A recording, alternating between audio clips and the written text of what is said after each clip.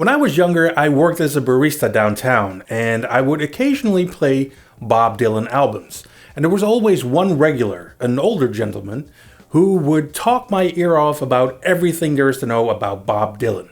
I mean, he knew everything. Man, that guy was annoying. 200 people in that room, and each one wants me to be somebody else. And they should just let me be. Let you be what? Whatever it is they don't want me to be. This is, of course, a story about Bobby D, in which Timothée Chalamet plays Bob Dylan from his arrival in Greenwich Village in 1961 through to his infamous performance at the Newport Folk Festival where he played electric instruments. The movie is loosely based on Elijah Wald's book Dylan Goes Electric. Turn it down! Play loud!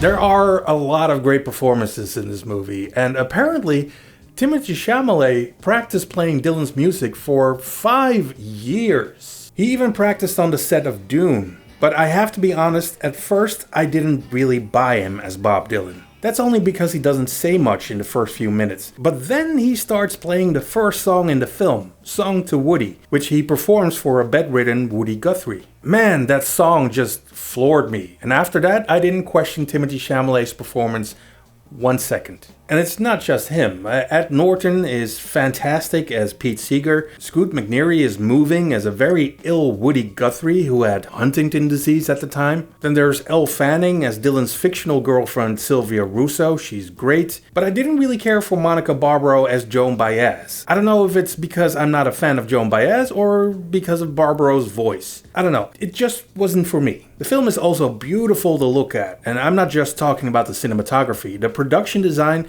is top-notch. But unlike most biopics, don't expect a deep dive into Dylan's psyche or whatever. It's more like a hint of a glimpse into his essence. It's like asking a question and getting the answer. The answer, my friend, is blowing in the wind. The film doesn't reveal much about Dylan's personal dreams or desires. Instead, it uses dramatic moments to suggest what he might have been at the time. And to be honest, those moments are pretty rare. Of course, the movie touches on historical events. It was the 60s after all. But the main focus is on Dylan's desire to evolve musically. Because by 1965, Dylan's influences had clearly shifted, while most of his fans wanted him to play more of the same. And instead of pandering to his audience, he said, I'm gonna do what I wanna do. And that still deserves a lot of respect. But it's not a very exciting script. The only drama comes from Dylan's struggle with fame and expectations, and maybe him cheating on his girlfriend with Joan Baez.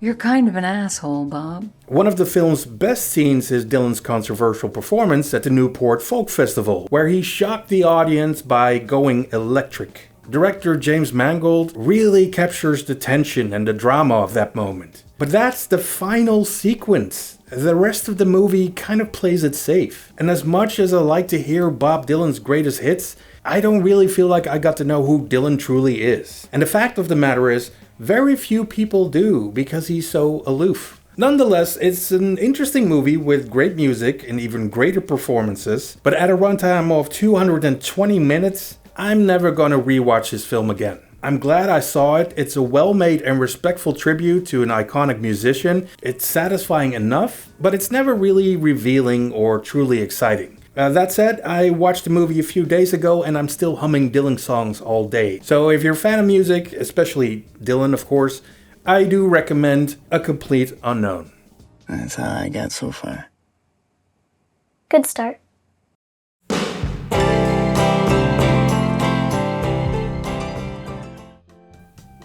You know what? I want to get to the bottom of this, once and for all. Hey Siri. Uh-huh. How many roads must a man walk down before you can call him a man? You've walked or run 1.3 kilometers today.